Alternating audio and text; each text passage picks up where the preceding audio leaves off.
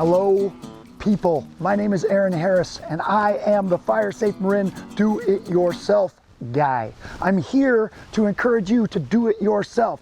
Let's say there was a red flag warning. What would you do? Well, you'd walk around your house, take 15 minutes, clean up leaf litter, get ready to go so you can evacuate and feel good that your house is as safe as it can be during an ember storm. I'm here with Pat in the Sun Valley area of San Rafael, and she has graciously opened her house to us to prep for red flag days. When the dry winds kick up, the fire danger goes up, and we want to make sure our houses are prepared for ember storms as much as they can be. Pat, are you ready to hit it? I am. Let's go. I'm ready. Let's do this.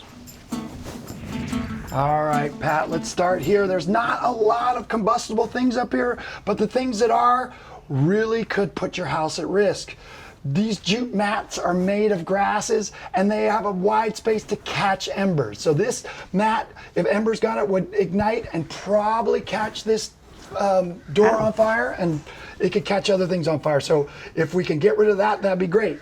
Also, this basket, that also is really dry and really combustible, and that could ignite, then igniting this bench on fire. And so I think the best thing to do for all of us is just bring all this stuff inside, especially on red flags days. Okay, I love that little bench, so let's get it inside so it won't catch on fire. All right. I'll take this, throw it Those in. bowls. Let's go around here. All right, Pat, if you do evacuate, make sure this gate is left open because fire can travel across gates, and this will be a nice little fire break. Okay, I'll remember that. All right, Pat, I love this area of your garden. It's nice and calm. Let's talk about your deck. Let's talk about this basket. I think that could catch embers. If we could switch that out, maybe something metal. Do you have anything here that we could find? Well, it's old and rotten anyway, but what are we going to replace it with? I need something to hold the hose. Let's do this. Ooh. Is that okay? Great idea. All right, let's switch the metal out. Now also, I'm seeing quite a bit of leaf litter. You know, if we're in a red flag mode, we could take a couple moments, just blow this all out and feel good as if we do have to evacuate. Okay.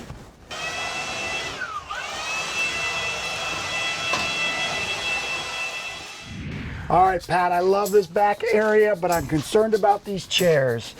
On red flag days, I want you to bring any pillows outside. They just love catching embers, and they will ignite. Okay. So we'll get these inside. And then I also feel like these chairs are in zone 0, the first 5 feet, and we don't want anything that can burn in that area. So if I can move them to another zone, I would love to do that. You okay with that? I'm fine with that. Okay, I'll move them if you put those inside.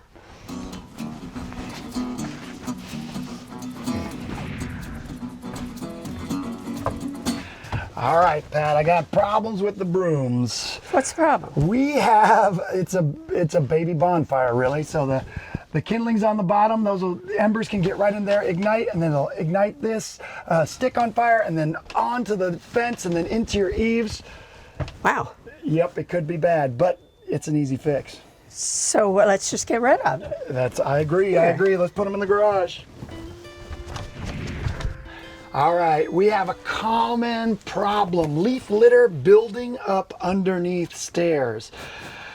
It's a concern because in this area on a high, dry, windy day, embers are going to be swirling and they can get locked underneath and then fire can start. So the answer, a rake. Hey, I've got some right here. Let's do it. Let me get underneath there, Pat. So we got an issue here.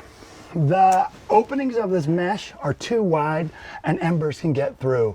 You need to switch it, or better yet, I need to switch it, and I'll do that for you, to an 1/8 or a 1/16 inch, so embers won't get through. Now, if embers are getting through, they're going to get into this wood we're hiding there. So we got to clear out all the wood and make sure there's nothing that can ignite in there that will ignite your house. Oh, I thought it was a great place to hide the wood. Let's move this into the garage. After you. Thank you. This gate is awesome. I love it, but you're putting kindling up against your house. Ooh. Is it okay if we move it to the back garden up against the rock fence? Yeah, I love that old gate, but I like my house more. So Yeah. let's move that. I think it's a cool piece, but we just don't want it on your house or in zone 0. Okay. Now, a lot of people don't know about this, but these trash cans are made with petroleum. And if this zone was to ignite, this would burn really hot and could compromise your house. Okay, let's get rid of that close to my house. How about the wood that's behind it? Should we move that too? We'll just call that kindling. Let's get it out of there. Okay.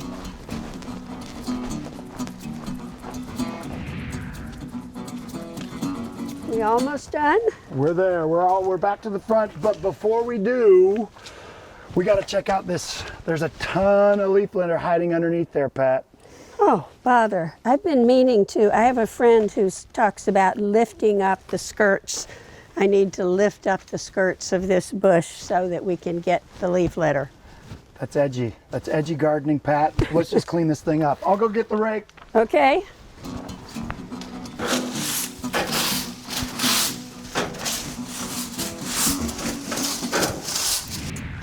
All right, Pat, we've made it around to the front of your house. We've taken a lap and we've removed combustibles out of zone 0.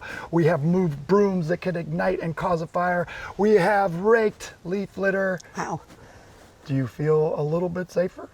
Aaron, I can't thank you enough. I really feel like I have learned a lot, and I really feel like my house is safer. Well, it's not a one-time deal. We have to stay on it. After a wind blows, things can build up, so you just have to keep an eye for anything that could kindle fire. Yeah, I know. The work is perpetual. Remove fuels. Remove fuels.